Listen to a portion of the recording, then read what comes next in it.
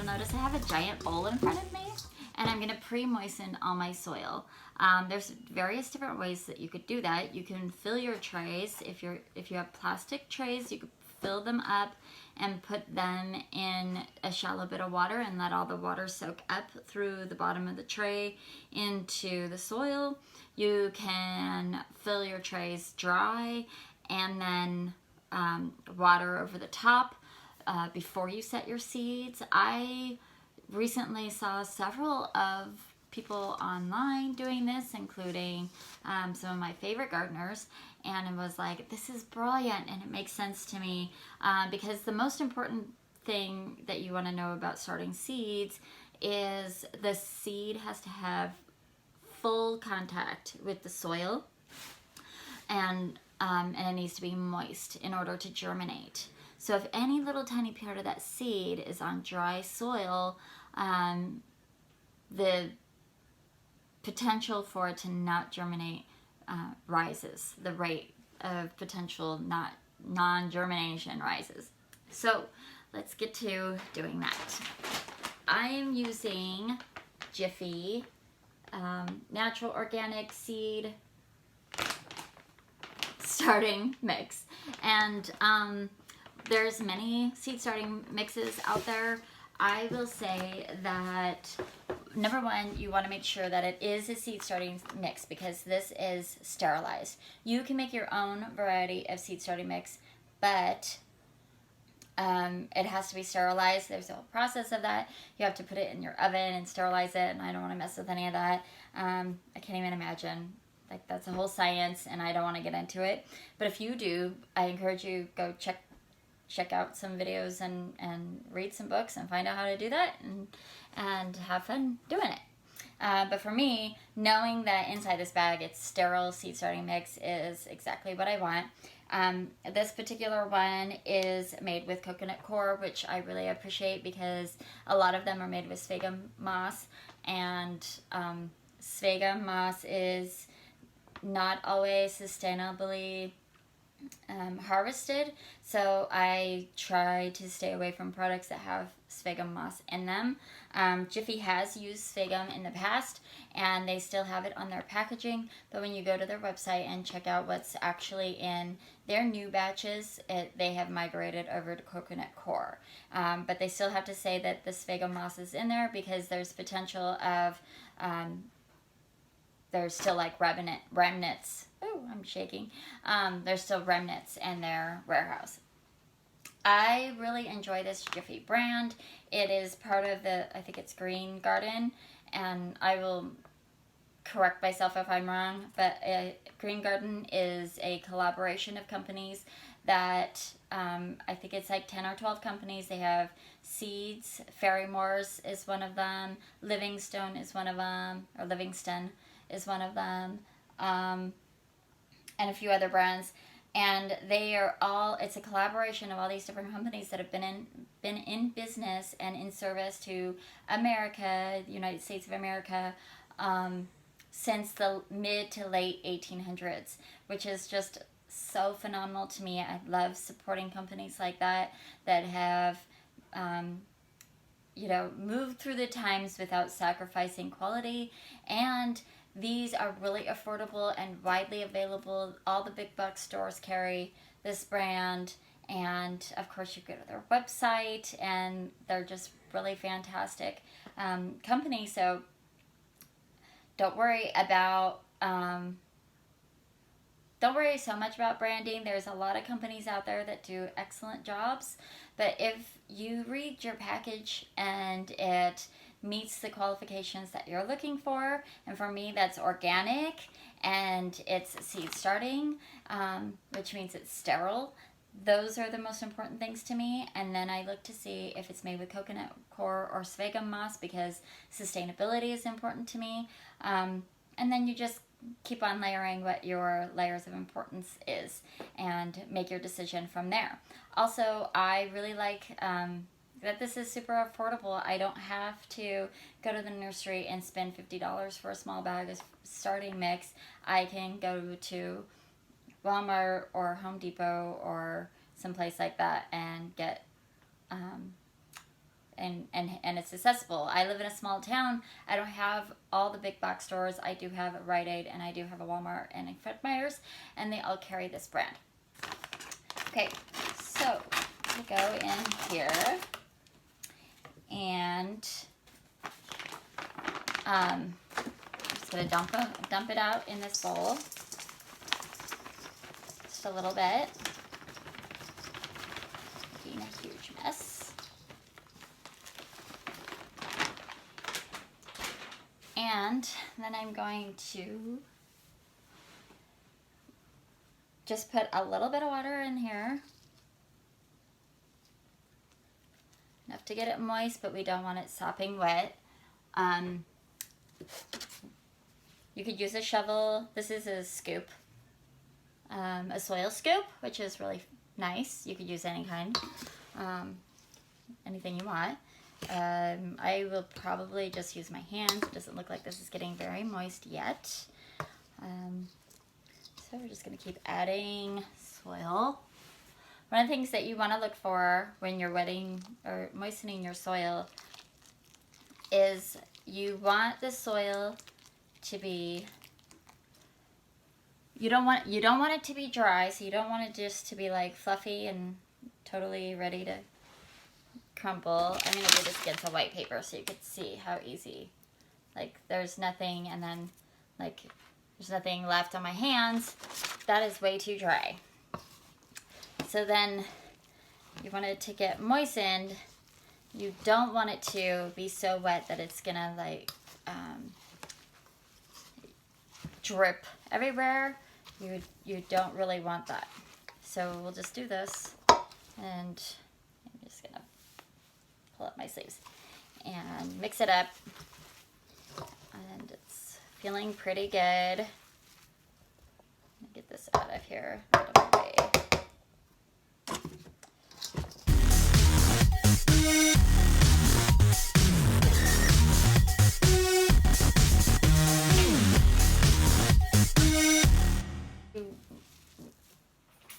You pull it up, and I can wring it out a little bit, but it's still like kind of crumbly, but it is sticking to my hand. That's pretty much perfect. So again, let's do that. I can pull it up, I can wring it out, I can wring out water, let's see. And then it stays kind of in a clump. It doesn't just fall and slip through my fingers, but it's still pretty crumbly, and it's sticking to my fingers. So that is perfect for seed starting. And then I will take the pre-moistened soil, and I will put it in my seed starting packs. I showed this to you briefly when I was showing you how I set up my seed starting station. These are also Jiffy. These are Peat Pots, and they're only good for one season, so they're in one way not so sustainable because I'll have to keep buying them instead of the plastic ones, but they're permeable, so they will drain straight through there, and they will absorb water straight through there, and they will break apart, and I can set the established seedling right directly in the soil, and then they'll just decompose in the ground or in the container that I plant the seedling. So that's one really nice thing. I don't have to disturb the soil or disturb the seeds when I'm planting if I don't want to. And then in the future, I can use egg carts, or just the bottom part of the egg carts, and use those instead of these in my tray. So that's definitely one option. But I'm going to go ahead and fill these up with soil, and I'm just going to do that. I might just switch spaces so you can see what's going on. I did put down a plastic tablecloth. I'm doing this in my dining room because it's cold and rainy and wet out there today. I don't really want to be out in the garden shed. Plus my seed starting station is inside the dining room, so that's the perfect place to do it. It's just all right here. So you do want to make sure each one of your pots are full. You want to tamp it down a little bit, but you don't want it to be like crushed down. You want it to be a little bit loose so that as your seeds are growing, it's not too hard for those little baby roots to be able to grow straight down in there. So keep going, sure.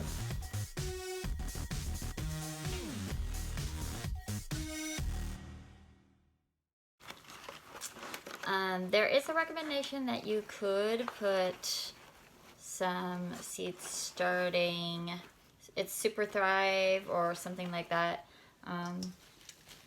in your pre-moistened soil. I don't fully agree with that because your seeds don't need any kind of nutrition or fertilizer until they have roots and leaves. So I wait to put any fertilizer in my water until it's really necessary, because otherwise it's just kind of a waste just sitting in there. And so that was about half a bag of the seed starting mix, and it filled one tray, which, remember how many there are. 1, 2, 3, 4, 5. So 1, 2, 3, 4, 5, 6, 7, 8, 10. So there are 50 cells in this tray, and half a bag, just less than half a bag actually, of the mix. Filled that. You can see I still have a little bit left, not a whole lot. And I'm gonna go ahead and fill the second tray.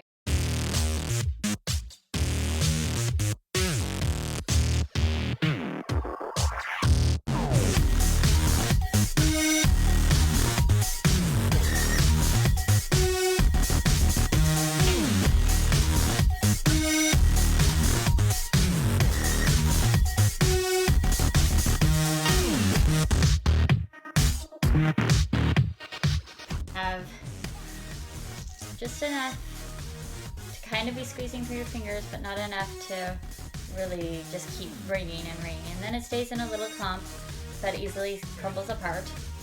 And that's pretty much perfect. So then I'm gonna fill these guys up.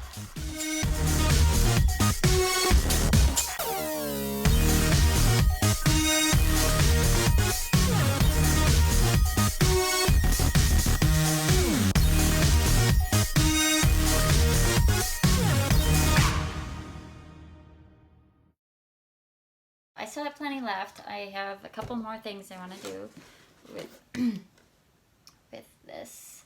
See, and then I don't really have room. This over here. The other thing that I like to use is these milk jugs. I did a small tutorial on them about a year ago when I used them for the first time. I had great success. It was really fun because I plant these out and I put them out on my porch. They just required sunlight. I leave the top off and let the rain water them. I make sure that there's holes in the bottom. This year I put a lot more holes in the bottom than I did last year because I found that they were holding a lot of water. So this is a milk carton. I assume water cartons do the same thing, but there's kind of like a cross section here. I basically put 3 holes in each cross section. Yeah, so there's 12 holes on the bottom of that. And then I just took a razor blade and cut from the bottom of the handle all the way around to the bottom of the handle over here to create a little hinge. And then we'll plant that up, and then I use duct tape to seal it for the season. And one thing that I will also do differently this year is label them differently, because last year I used a Sharpie to label the outside of the carton. By the end of the season, the rain had washed it all away, so I had no idea what was in each container, which ended up being a little bit of a problem for a couple of crops, and I had no idea what they were. I had no idea where to plant them, and so they just kind of got lost in the mix. But there were others that were really obvious, like that's cabbage or whatever. So I'll have a little bit more soil to put in these, and so this will be the last of this bag. I'm super happy with that. I mean, you figure that's a lot of soil that little bag holds, and allows for a lot of plants to get started. So that's really awesome. Again, moisten the soil so it's not super wet, but it's not dry either. Hopefully it'll be enough. Because if I can not open another bag of seed starting mix so it can stay really sterile in the sealed bag, that would be the most ideal. So I'm just gonna fill these up best that I can. Try not to get soil in my tea sitting right there. I mean, it's sterile, so, but I'd prefer not to eat it. Okay, so there's another one. And last one.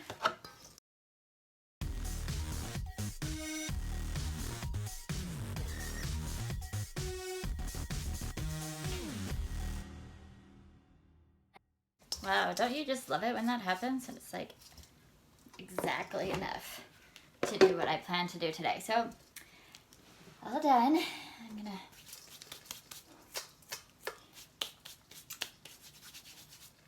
when it comes to starting seeds, I like to get my hands clean because the seeds can be really, really tiny, and you know, they get lost in something like this. So I'll be right back. Okay, so that was the soil portion of starting our seeds.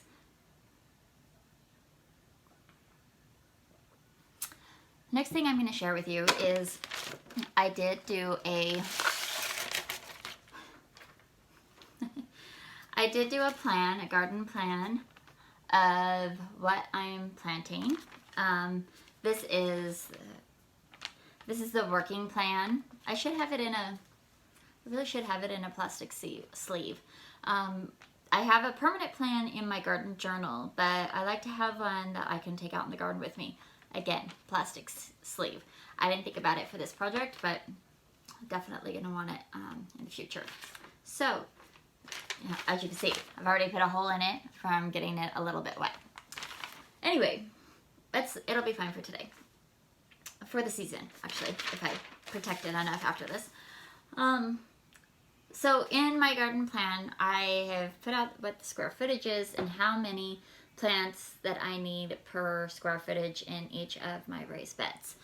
And then I've made a list of what I need to put in the seed trays today and what I'm going to direct sow in the garden in February, and what I'm going to sow in milk jugs today. And then in the future, I'll just keep changing this to like March and June, etc. Whatever it is. But really February and March are the biggest months for me in my climate to start my seeds and start in the garden or inside. So that being said, I also shared with you that I organized my seeds this year in mason jars and put the month in them. So I know exactly what seeds need to either go into the garden or go into seed trays this month. So I just went out to my garage refrigerator, grabbed this jar, and I was ready to go. all of the seeds that I want to grow in February, or start growing in February, are right here, which is so fun. I don't have to go through and try to remember which crops and which times and whatever. I've already figured that out. And I'm just gonna get started in here. So in my milk jugs, I am going to plant sweet peas, cabbage, and regular peas. Now normally I just put my peas out in the garden, but I am interested to know how much better they would be, or like how much more productive they'll be if I plant them inside first. So I'm gonna look for my peas. I also saved my peas from last year, which is really awesome. I have to make a decision of which ones that I want to start in the milk jugs and which ones I'm going to start outside. So those are going in the milk jugs. And let's see, what else did I say? Oh, my cabbage. And I'm missing my sweet peas. So I'll have to look for those. Maybe I put them in the March. I'll have to look at that. But I'll do that next time. I'll do that later. So for now, we're just gonna do the 2, and then I'll do the 3rd one after this video's done. So we're gonna start here with one of these jugs, and I only need, for the space that I'm growing, for cabbage, I'll find it. I'm only going to be growing 3 cabbage heads at a time. And so, because I don't know what the germination rate is on cabbage, because I just don't know these things yet, I haven't gained the experience. It's just smarter to grow more than risk not having enough. So I'm actually going to, because I could probably squeeze 4 into that space.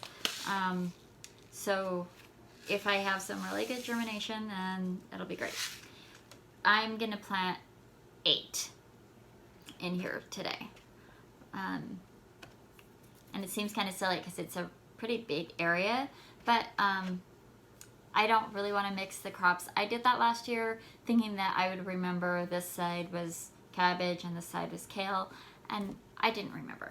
And the labels got rained off, and then I had no idea what was in there. So I'm going to be a little bit more careful this year, and I'm just going to plant 8 in here.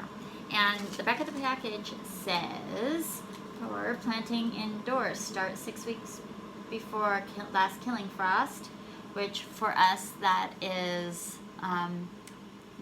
March, I think it's March 15th, but I always plant everything on St. Patty's Day, so it's like March 17th is my go-to. And then when they're 4 inches tall, I can transplant them outside. I'm just gonna put 2 seeds in here. Does it say how deep they want to be? Planting depth, 1/2 inch. So that's good to know. 1/2 inch for me is about where my finger and my cuticle, that like pink area, that's about 1/2 inch. So I just like know that. And there's a couple ways that you, if your hands are clean and you could want to just like put your hand in 1/2 inch. You could also use a pencil or a chopstick, works really great. 1, 2, 3, 4, 5, 6. 1, 2, 3, 4, 5, 6. I wanted 8, so I guess I'm just gonna put them a little odd. Okay, and then I'm gonna put 2 or 3 in each little well, because I don't know that all of them are going to germinate, and this just gives me a better opportunity. I need 2 more. They're so tiny, it's hard to watch. It's how to see if I've done that. Whoa, I definitely don't need that much. Ah, them back. You'll notice that these seed packets are so full of seeds, which is really awesome, and you can keep them over, you know, a couple of seasons. Okay, I have 2 left, so I'm just gonna add a couple in there. You could keep your seeds over a couple of seasons, especially if they're kept in ideal situations like a cold storage, a refrigerator, or something like that. They'll keep a lot longer. The other thing that you could do is exchange. Maybe your friend buys 5 of this seed and you buy 5 of this seed, and then you split the packages and now you have 10 seeds, or 10 different types of vegetable planting seeds. That's one way to cut the cost, because I always end up with way more than I could ever plant in my garden because I don't have a very big space. Anyways, we're gonna just cover up the soil just a little tiny bit. And, or not the soil, we're gonna cover up the seeds just a little bit. Not gonna tamp it down, we just want the soil to contact the seeds. And then there's a couple ways that you can water in your seeds. You do want to water in your seeds because you want to make sure that your seeds have contact with the soil. So my favorite little mechanism is this adorable little spigot that you could put on an average water bottle, and it just sprinkles out. It's so cute. You kind of gotta squeeze it, and it works just like a watering can, but it's just like super tiny. And that's pretty much perfect. It's really super gentle that you can use not just on your seeds but on your seedlings. This is on crooked. And they don't disturb and like mess with the super tiny seedlings when they need to be watered in. So now that that is done, I need to label them. And what I discovered last year that I really liked doing, after I discovered that writing on the outside just wiped them off, is I label a plastic label. And you could use blinds for this. If you have old metal blinds, you want to just cut them up and just make a little stabby thing. Just poke it in your soil and make sure you have your label on there. You could also use, I've used an old measuring tape, which was super fun because it was like bright yellow in my garden. It works for a season, and then it doesn't stay forever, but it is an option. If you label one of these and put them on the inside like this, and with the label facing out, and then this gets closed, and it really doesn't cause enough condensation in there to wipe that out. It's not the same as like the rain like pouring down on it. Okay. So when it comes to labeling, you want to write what you have in there, of course. And if you're going to grow more than one variety, or just if you really want to know what variety you grew, make sure you put the variety on there. So these are cabbage early golden acre, and I'm only going to grow these 1 cabbages this year, so I'm just going to write cabbage. And then the other part that's really important to note is the day that you sowed them, which was today, 1/21. And that way I can check and make sure that make sure I'm on top of things. This says my days to germination is 10 to 15 days. So I should expect to see these seedlings come up in the next 2 weeks, and then it says the days to harvest is in 60 days. So I should expect to be getting cabbage that I can eat in 2 months. And then I can succession plant, which means I can plant out another few cabbages and another few cabbages so that I could have a consistent supply of cabbage.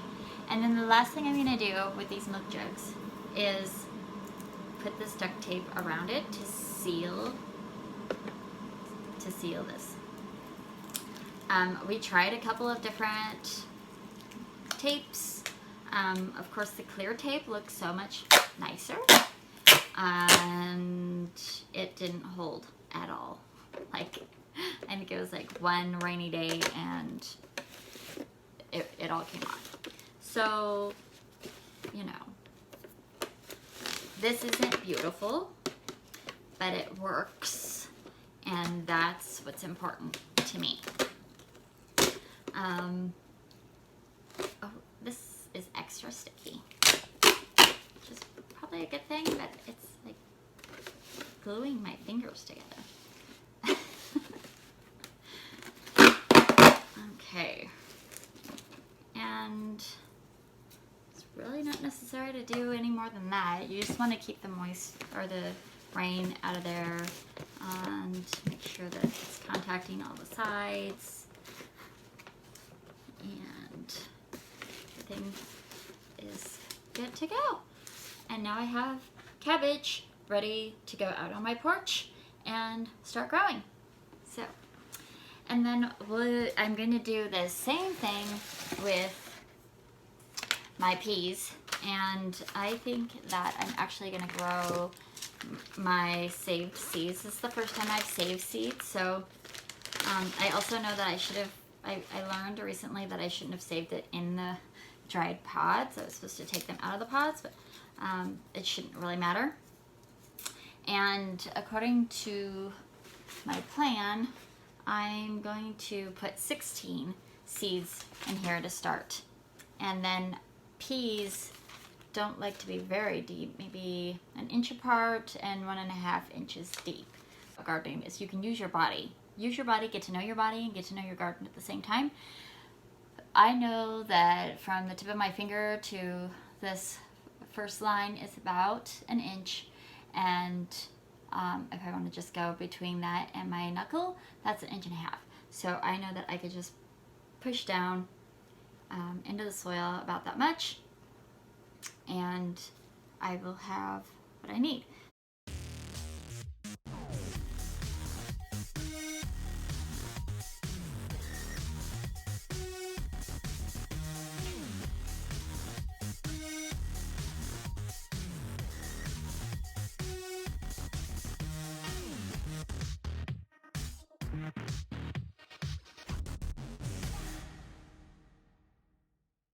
Again, I'm just gonna fill the holes just by smooshing the soil back around and watering really well. They were a little bit deeper. And the soil's already moist, so I don't need to like worry about getting them to drain through. So just making sure every part of the container has been watered. And because I'm going to grow 2 different kinds of seeds, or 2 different kinds of peas, I'm gonna say Oregon sugar pod, because the ones that I'm gonna put outside, direct sow outside this week, is sugar magnolia snap peas, and these are actually purple with a green pea inside, which I'm excited to check out. Oregon sugar pod. And I actually think this is Oregon sugar pod 2, so I'm just gonna write that on there. And 221. Though I wrote the whole name, I'm just putting P in really big letters so I could see through the curtain. And then again, duct tape.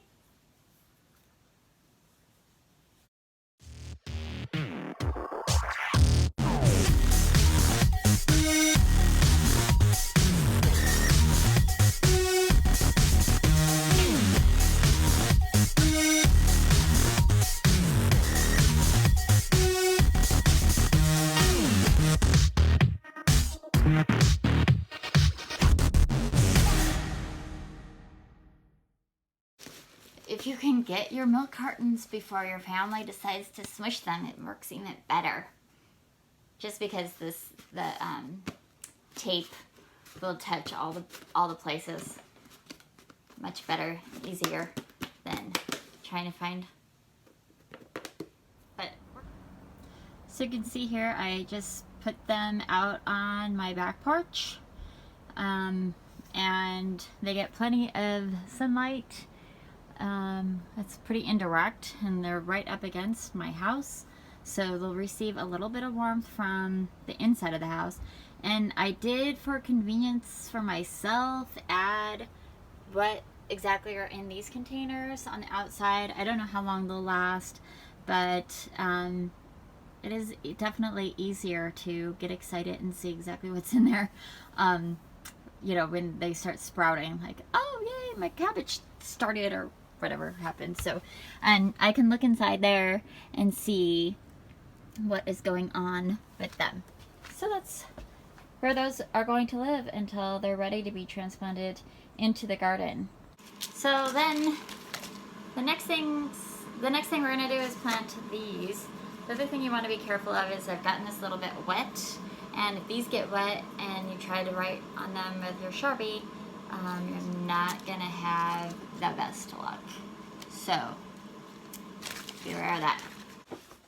And these, if you remember, come in a group of 10.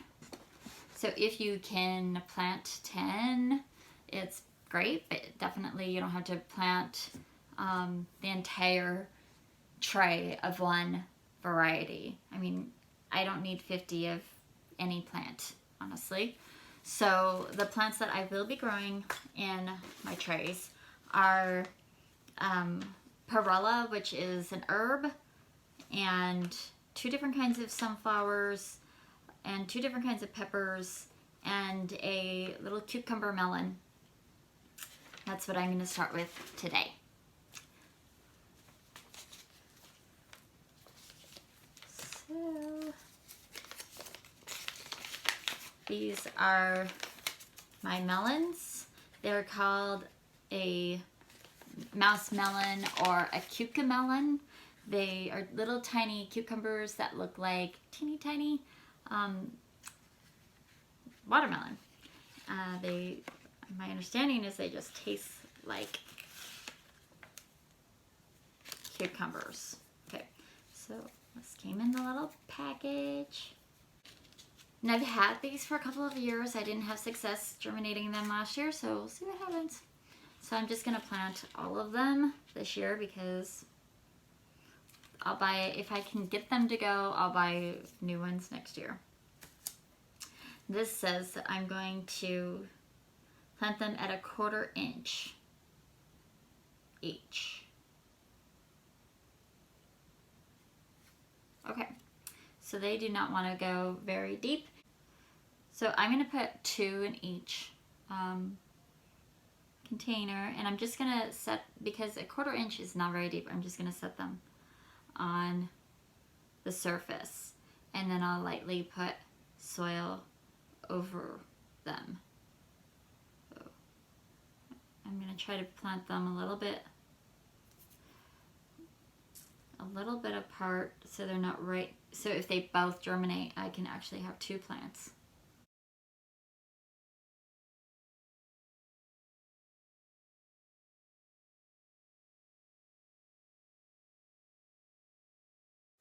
Okay, so then I want to make sure that I label this tray. And if you're consistent and put your label in, you know, either the front or the back of your row, and then put the next label in the front or back of the row, then you can keep track better. So these are mouse melon. And the date. Just set them right here. Okay.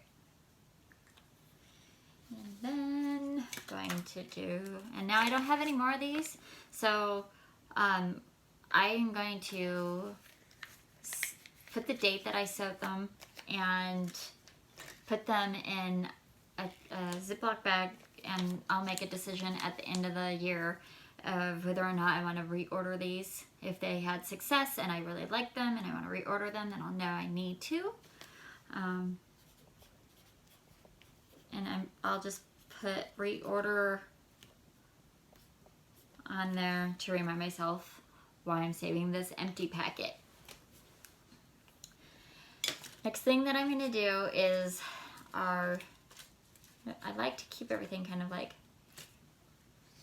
in order. So next thing I'm going to do is the seeds for a hatch chili, which is my best friend's favorite chili pepper. And I promised her I would start trying to grow them, and then I didn't last year when I said I was, and so this year I'm doing it. They're a medium spice. They're from New Mexico. They've got a Scoville of 4,000, and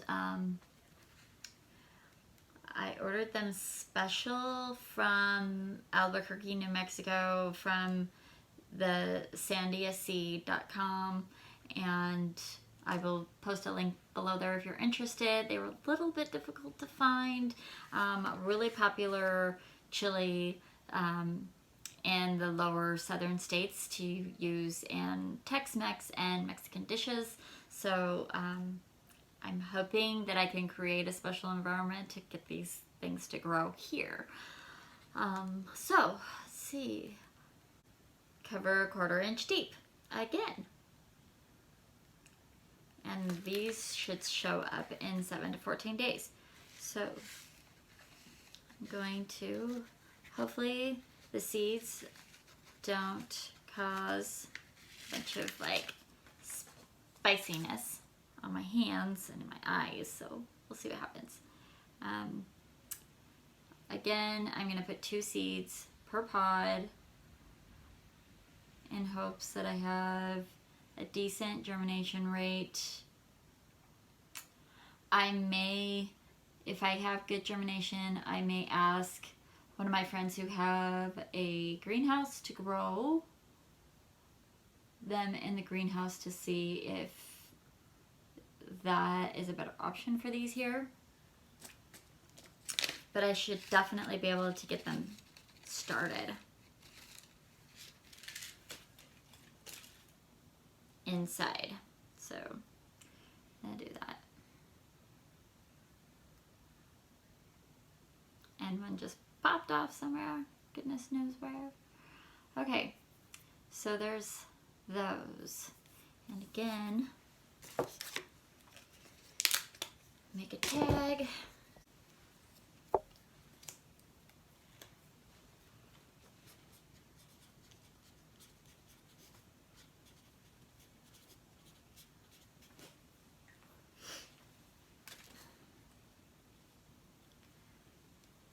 And they start 2 rows over, so I will put that tag here.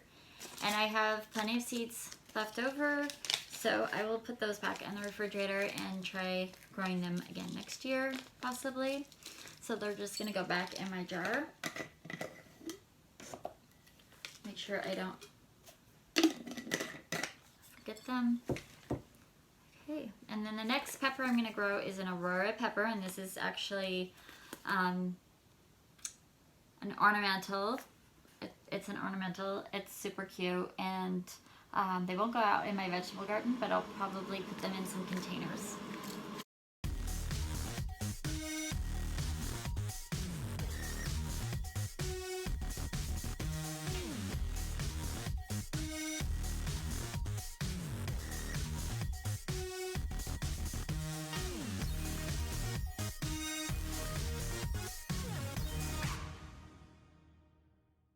Then we'll do perilla. This is my all-time favorite herb. It's florally and spicy and absolutely delicious in salads and stir fries, and really enjoy these. You could put them in soups and in those like spring rolls. They're really good in spring rolls. Okay, so this is an 1/8 of an inch, which is even less than a 1/4 inch. So, oh, I don't want to forget to make my Aurora Pepper label. And just so I don't forget that the Aurora Pepper is ornamental, I'm just gonna put a big O on it. I say a big O, just so that it doesn't get confused and it doesn't go in my vegetable garden. Okay, so then I have the Perellas, or Japanese Shiso, and I really they also come in green, but I just love the purple ones, and the texture of the leaf is just so beautiful in the garden, and they get like 2 feet tall, and oh, I just love them. Okay, so these are so tiny again, and they don't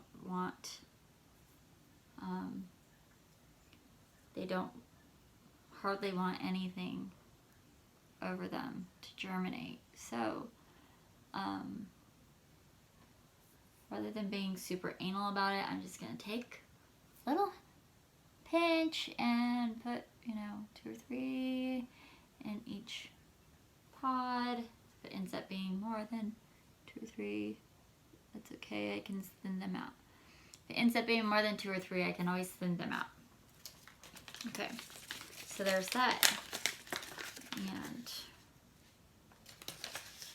they're so tiny. Okay, and again, I'll just hang on to these and put them in my February. I will be growing more of these, sowing more of these, and I have another package in my March jar, because I know that I want to succession grow and make sure that I have enough through the season. They don't dry very well, so they're one of those herbs that you want to eat fresh. They dry, they don't hold their flavor. Okay, so this is the Evening Sun Sunflower. It's so beautiful. It grows tall. Let's see, let's say 7 feet tall. And they're just gorgeous. So I'm going to put these in at a 1/2 inch. So, man, the labels are killing me today. Okay, label. Put those in here. Just gonna make the label for the sunflower right now. Okay.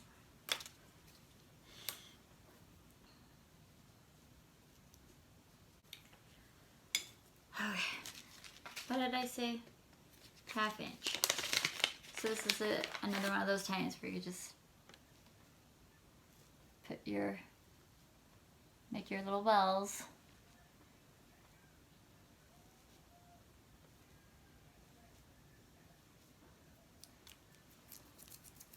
And the sunflower is much larger to deal with. It's just like you would expect a little sunflower seed to look.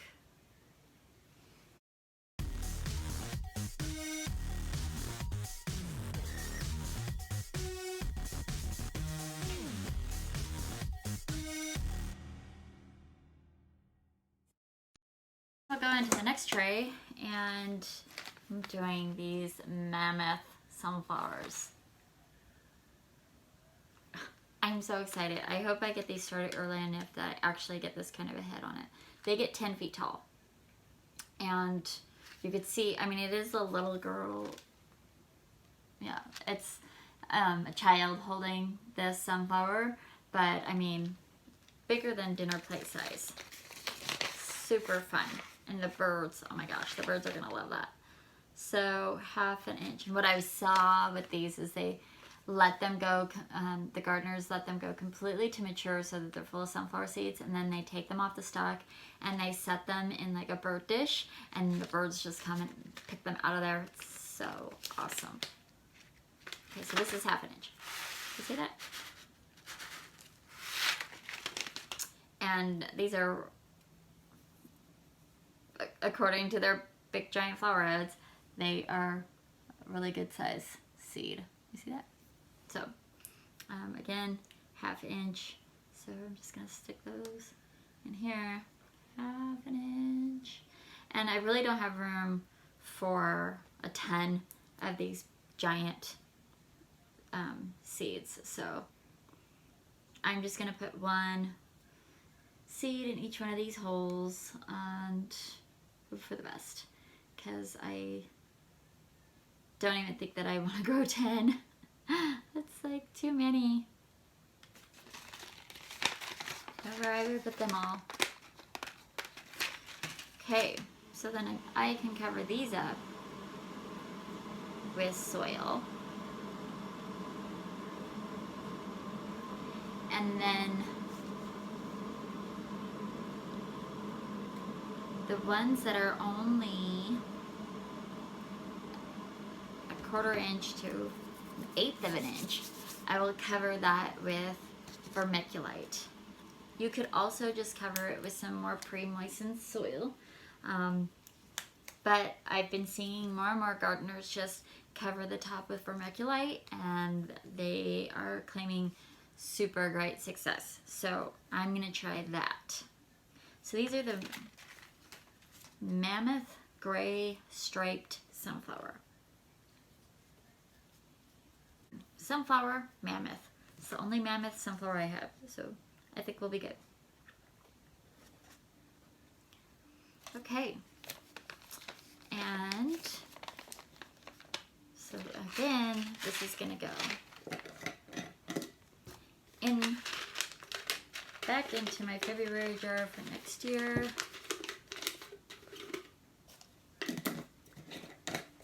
What's on the jar? I'm confusing myself. Okay, so my sugar magnolias are going to get direct sown this week, and my spinach strawberry, show you, is going to get direct sown this week, and my Calendula Pot Marigold is going to get direct sown this week. I had really great success with these. I actually have a handful of them in bloom right now. They just keep going. They're self-seeding and they keep blooming. But I also have these calendula that I collected from 2 years ago, and this year I'm going to heavily seed everywhere with calendula. And I'm just going to have orange and yellow flowers as far as I can see. Maybe not, but that's the plan. So these are going to go out in the garden directly. I also planted all of my garlic this fall as per recommended, but I've also been seeing some, interest in starting them in the spring. So this week I'm also going to plant out just a few hardneck garlic, just to see what happens in my garden if I want them to be sown in the spring or in the fall, which works better for my personal space. And I think that is it. In about a week, I will plant the rest of these out. I'm also thinking, well, no, I'm not going to plant any more of those. So the rest of these are going to get planted out later, in about a week or two, maybe 2 weeks. This is the last week yeah, so probably the first week in March. I'll keep planting these out while these are still growing. So before I put the vermiculite on, I want to water these in and make sure that all of the soil is touching the seeds, making sure that my sunflowers on the second seed tray are actually covered, because I did not do that yet, because the other ones that are so shallow will just get covered in vermiculite. So before I do that, I'm going to water them in. Again, I can use this fun little gadget on my water bottle. You can pick these up for like $2 or $3, and generally I find them in like a batch of like 10 for like $7 or $10. Sometimes your Master Gardener Extension office will just have them available for you. It's one of our little free gifts that we give our our community, but you know, check it out, try to find one. The other option is one of these, which is it has like a little pump spray on it, and then just get them. It has a full mist. Oh gosh. Wow. You can either put it on a full mist when you're prepared, and it just holds it, and you can just mist it really, really well. You can also just do quick sprays if that's all you need. Watering in the whole tray is kind of nice. I don't have to like squirt them. Whatever. It works nicely. I like it. It starts kind of like petering out, and you have to undo it and build up the pressure again.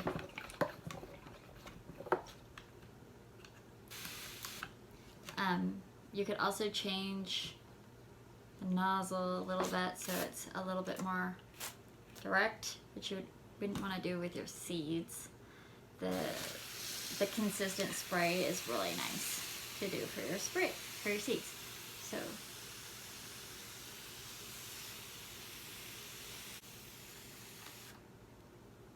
alright, and now we're going to cover this with vermiculite. Put these covers on and set them on the seed starting station. So these seeds do not need to be under light yet until they're germinated. Seeds mostly germinate in the dark. You figure they're under the soil. They don't need light yet. The leaves are what need light. So we will turn on the tube lighting that's on the bottom to give the soil a little heat, and then when I start seeing sprouts, I'll turn the lights on and they'll just take off from there. So let's get that vermiculite on there. Alright, so the last thing I'm going to do is put the vermiculite on. This is from Lawn and Garden. It's also the Green Garden products like Jiffy. They used to be Plantation products, but their name recently changed to Green Garden. And so, again, and this one I picked up at Ace Hardware, so again, in just a local, easy to come by place. I didn't have to special order them or anything like that. So, vermiculite is a product that's going to help retain the moisture on the soil. And so, I think I mentioned before, the number one reason why seeds fail in seed trays is because they dry out.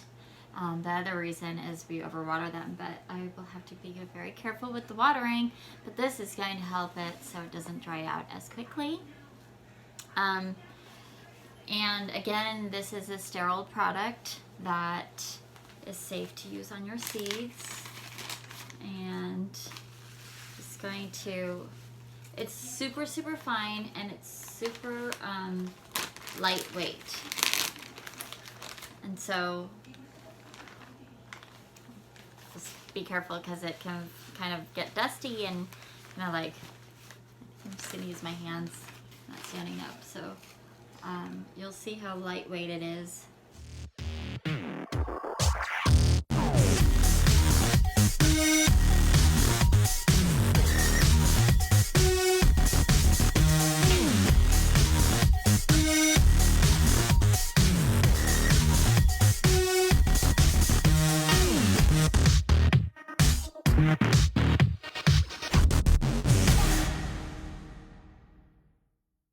We're going to use our sprayer, build up the pressure again. Ugh. And just wet that down so it doesn't kind of like fly away. Since the soil's already moist, I don't really need to water in the seeds. I just want to get water on the vermiculite. The other thing that I did to let myself know that there's nothing growing in the second half of the tray, this half of the tray, I just put a blank tag to let myself, to remind myself that there's nothing in there. And then the next thing I'll do is I'll cover it up with a humidity dome and place this on the seed starting, it's like scrunched or something, okay, on the seed starting shelves. So go do that real quick. Seed tray, remembering that this little section right here doesn't want as heavy of a coating. So the Shiso only wanted to be 1/4 inch under something, and the rest of it wanted to be 1/8. So just carefully spread this around and just give it a light dusting over everything. Make sure it's all covered. I'm trying to retain as much moisture as possible in the soil.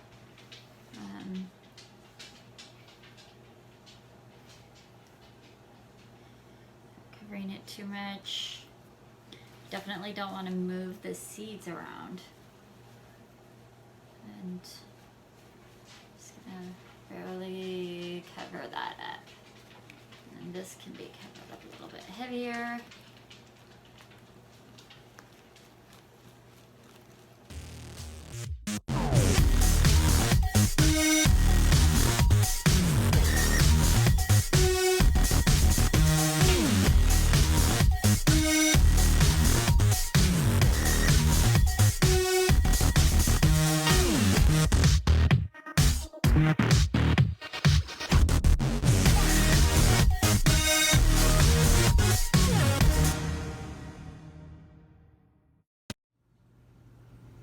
And here you can see where I placed the seed trays in the seed starting station, and the lamp is not on right now because the seeds do not need the light to germinate. And I can see the tags. That one's blank. I can see the tags right here, and I can watch and see if there's any little sprouts. And as soon as those sprouts come out, then I will turn that light on. Got all of our spring plants planted in the seed trays. And I hope you enjoyed the video. And if you have any questions, you can reach out to me and I'll do my best to answer them or direct you to someone who has more experience with starting seeds. And I also would love to hear about your seed starting experiences and where you're at in that journey, and show me some pictures and tell me what you're up to, if you're doing anything new this year. It's always exciting to talk to other gardeners about their gardens, so I'm always open to that conversation. And I will see you in the next video. Bye!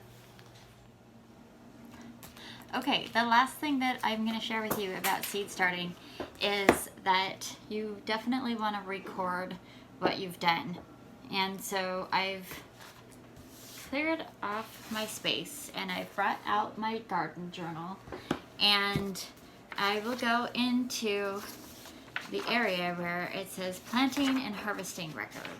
And I will start on a brand new page because it's 2021 and I haven't planted any vegetables yet. So it looks like this, planting record, and the next page will show harvest record, and that allows me to keep track of exactly what I'm growing and how much.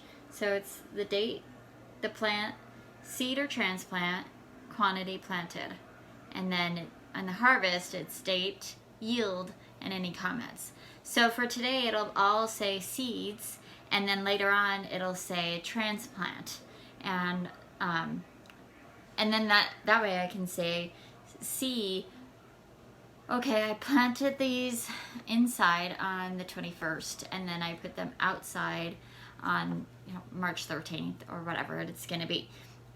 And I can keep track of just how long it took me to germinate those seeds and when I put them out. And if they were successful, I can continue repeating that pattern. And if they weren't successful, I can make comments and notes and just make some adjustments in the future. I also, in the comments, always write where I got the seed or the transplant, especially if I didn't grow the seed myself, or even if I do, I just write transplant. But if I bought the seedling from a store or a nursery, or I got it from a friend, I always make a comment about that, because then I know if that was successful and I liked it and I wanted to do it again, I can get those seeds or those seedlings from the same source in the future. And it just helps me keep track. Or if I didn't like it, or if it didn't work out, or if it had a disease or something that I didn't want in my garden, then I can make a comment. I can note that, but also note where I received it, so I don't make the same mistake again. So I just wanted to add that to the end of this video, because I realized I didn't say anything about that, and it's really, really important if you're expecting to continue to grow vegetables in the future, to have a real good solid idea of what you've done in the past, what worked, what didn't work, and what you can improve on, so that you can continue to make improvements and really have a abundant and joyful experience in your garden. So thanks a lot, guys. I'll see you in the next video.